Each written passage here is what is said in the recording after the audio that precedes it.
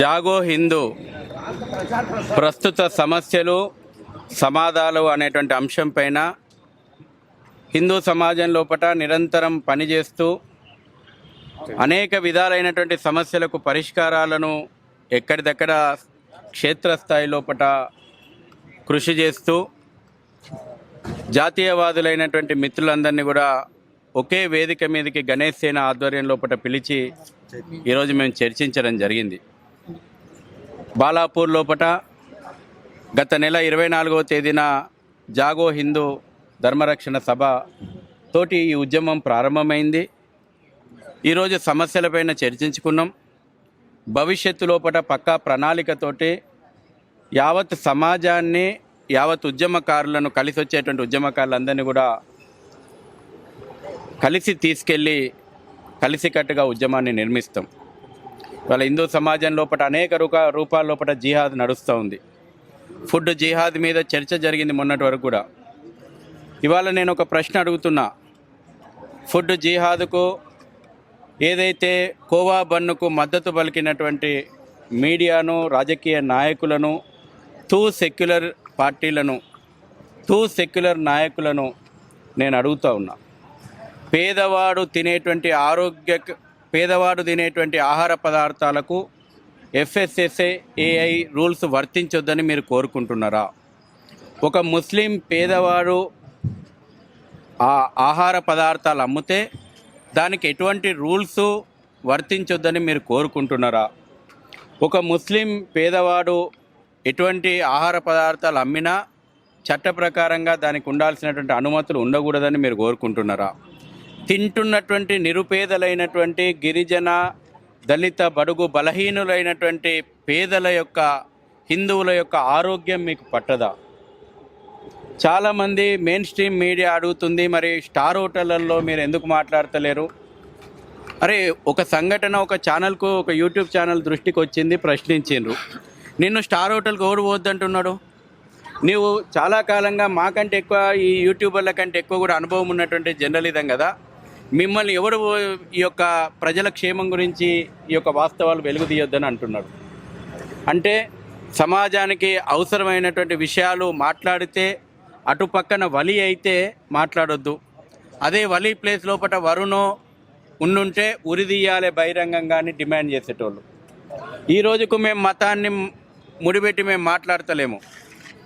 ఏది ఆహారానికి మతం ఉండదంటారు, వాస్తవమే కావచ్చు. వలి ఆహారం మతంతో ముడిపెట్టి మాట్లాడొద్దు అనే దాంట్లో మేము అర్థం ఉందనుకుందాం. మరి హలీం సర్టిఫికేట్ తోటి మతాన్ని ముడిపెట్టి అమ్ముతున్నటువంటి ఆహార పదార్థాల విషయంలో మీ స్టాండ్ ఏంది? ఇది అది వలి గురించి కల్తీ అమ్ముతున్నా మేము మతతత్వవాదులము, మతం ముడిపెట్టి హలాల్ సర్టిఫికేట్ పెట్టి మా మీద రుద్దుతుందని మేము మాట్లాడినా మేము మతతత్వవాదులం. మాట్లాడుతుంది ఎవరు మమ్మల్ని మతతత్వవాదులు అంటే సెక్యులరిస్టులు. ఈ సెక్యులరిస్టులు ఎవరైతే ఉన్నారో వీళ్ళ బండారం బయట పెడతాం. ఖచ్చితంగా పేద ప్రజల పక్షాన, పేదల ఆరోగ్యం, ఇప్పటికీ ఒక్క గవర్నమెంట్ హాస్పిటల్ను కూడా పట్టించుకున్న పాపాన్ని ప్రభుత్వాలు బొత్తలేవు. తెలంగాణ లోపల 78% నిరుపేద మధ్యతరగతి కుటుంబాలు అప్పుల పాలు కావడానికి కారణం కార్పొరేట్ హాస్పిటళ్ళ దోపిడీ. తాను కూడబెట్టుకున్నదంతా కూడా ఒక బీమార్ వస్తే హాస్పిటల్ బిల్లు కట్టాలా, పిల్ల పెళ్ళికి సమకూర్చుకుందంతా ఒక్కరి ఇంట్లో ఒక ఆరోగ్యం ఖరాబ్ అయిపోతే ఆ పెళ్ళికి దాపెట్టుకున్నటువంటి డబ్బులని హాస్పిటల్కి కట్టాలా. ఒక్క గవర్నమెంట్ హాస్పిటల్ లోపల ప్రాథమికమైనటువంటి వసతులు లేవు. ఇవన్నీ పట్టించుకొని ప్రభుత్వాలు, మంత్రులు పోయి స్వయంగా కోవా బన్నులు తింటున్నారు. అక్కడ గ్లోజులు వేసుకోవాలి, అక్కడ మాస్క్ కట్టుకోవాలి, పేదోటి దగ్గర మాత్రం ప్రమాణాలు పాటించవద్దు. అనేక విషయాలు. లవ్ జిహాద్ నడుస్తుంది ఇదే తెలంగాణలో, ఇదే హైదరాబాద్లో. 28,000 పైచీలకు హిందూ అమ్మాయిలు ఎక్కడ పోయిండ్రని మేము అడుగుతున్నాం. ప్రభుత్వం సమాధానం చెప్పాలా. డిసెంబర్ 31 రోజు మీటింగ్ పెట్టి మేము అందాల పోటీలు బ్రహ్మాండంగా నిర్వహించినాము, మేము మెస్సీ ఫుట్బాల్ మ్యాచ్ను బ్రహ్మాండంగా నిర్వహించినామని ప్రెస్ మీట్లు పెట్టినటువంటి ప్రభుత్వము ఇదే తెలంగాణ లోపట, హైదరాబాద్ లోపట మిస్సింగ్ గురైనటువంటి 28,000 హిందూ అమ్మాయిల ఆచూకీ ఎక్కడుందో చెప్పాలి. ఇది వల్ల మేము అడుగుతూ ఉన్నాం. కల్చరల్ జిహాద్ నడుస్తుంది, దేవాలయాల మీద దాడులు జరుగుతున్నాయి. దాడి జరిగిన ప్రతిసారి పిచ్చోళ్ళు, అరే ఆ పిచ్చోళ్ళు ఎక్కడ తయారవుతున్నారు? మీరు ప్రతిసారి దేవాలయం మీద దాడులు జరిగినప్పుడు పిచ్చోళ్ళ మీదకి ఎత్తేస్తున్నారు కదా, ఆ మత పిచ్చిగాళ్ళు ఇస్లామిక్ మతోన్మాద పిచ్చిని తలకెక్కించుకొని హిందూ దేవాలయాల మీద దాడులు జరుపుతున్నటువంటి ఆ మత పిచ్చోళ్ళను మొదటగా అరెస్టు చేయండి.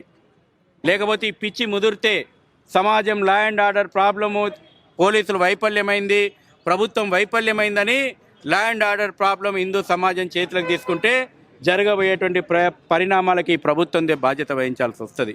అదేవిధంగా ల్యాండ్ జిహాద్ నడుస్తూ ఉంది, అనేక కల్చరల్ జిహాద్ నడుస్తూ ఉంది, అనేక రకాలైనటువంటి జిహాద్ ఈ రోజున సమాజం మీద జరుగుతూ ఉంది. అదే హిందువులను విడగొట్టేటువంటి ప్రయత్నాలు జరుగుతూ ఉన్నారు, కులం పేరు మీదన విద్వేషాలు రెచ్చగొడుతూ ఉన్నారు. ఇది కూడా హిందూ సమాజాన్ని బలహీనపరిచేటువంటి కుట్ర. కాబట్టి ఇవన్నిటిని కూడా సమగ్రంగా మేము చర్చించినాం.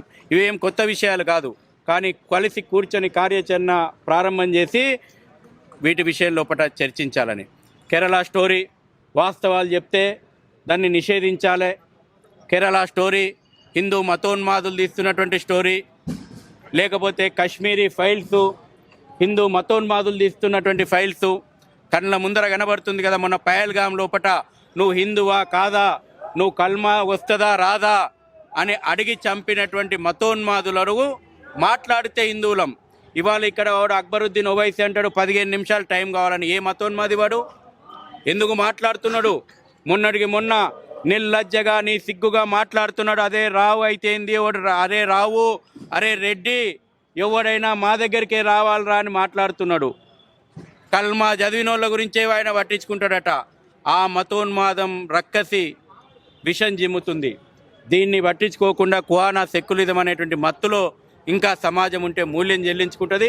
కాబట్టి రేపు మీరు కేరళ స్టోరీని నిషేధించవచ్చు. ఇక్కడ కూడా రాష్ట్ర ప్రభుత్వం విడుదల గురించి ఆటంకాలు సృష్టించాలనుకుంటుంది. మేము చెప్తున్నాము, గణేష్ సేన ఆధ్వర్యం లోపట భాగ్యనగరం లోపట లవ్ జిహాద్ బారిన పడినటువంటి అమ్మాయిలు పడినటువంటి కష్టాలు, వందలాది మంది అమ్మాయిలను ప్రత్యక్షంగా గల్లీ గల్లీ తిప్పి మీటింగులు పెట్టి లవ్ జిహాద్ ఎంత ఘోరమైనటువంటి ఒక రాక్షస క్రీడనో మేము చెప్పబోతున్నాము. ఇట్లా ప్రతి ఏరియా లోపల సమావేశాలు నిర్వహించుకోబోతున్నాం. రాబోయే రోజుల్లో మరిన్ని కార్యక్రమాలు నిర్వహిస్తాము. మీడియాకు కూడా మేము అప్పీల్ చేస్తున్నాము. ఈ రోజున ఏదైతే సమాజ హితం కోరి మేము మాట్లాడుతున్నటువంటి విషయాలు కానీ కొన్నిసార్లు నేను ఇప్పటికి కూడా ఏ రోజు నేను మీడియాను వ్యతిరేకించేటువంటి మీడియాకు కూడా చెప్తున్నా, రండి వాస్తవాలు తెలుసుకొని మీరు చూపెట్టండి, సమాజ హితాన్ని తెలుసుకొని మీరు మాట్లాడండి. అబ్దుల్ కలాం భావజాలానికి వ్యతిరేకం కాదు ఈ దేశం ఎప్పుడు కూడా.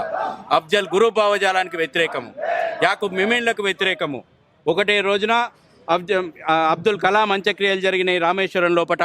అదే రోజున ముంబై లోపట యాకూబ్ మెమెన్ ముంబై బాంబు పేలుళ్ల నిందితునికి ఉరిశిక్ష సుప్రీంకోర్టు వేసిన తర్వాత ఉరిశిక్ష పడ్డది. నేను అనుకుంటా 23 జూలై అని. మీ విజువల్స్ పెట్టండి. అబ్దుల్ కలాం అంత్యక్రియల లోపల ఏ నినాదాలు వినబడ్డాయి, యాకూబ్ మెమెన్ అంత్యక్రియల లోపల ఏ నినాదాలు వినబడ్డాయి, ఏది మతోన్మాదము ఏది జాతీయవాదమో ప్రజల ముందు ఉంచాల్సిన బాధ్యత కూడా ఉంది. రాబోయే ఉద్యమంలో మీ అందరూ కూడా కలిసి రావాలని మీడియాను ఆహ్వానిస్తా ఉన్నాం.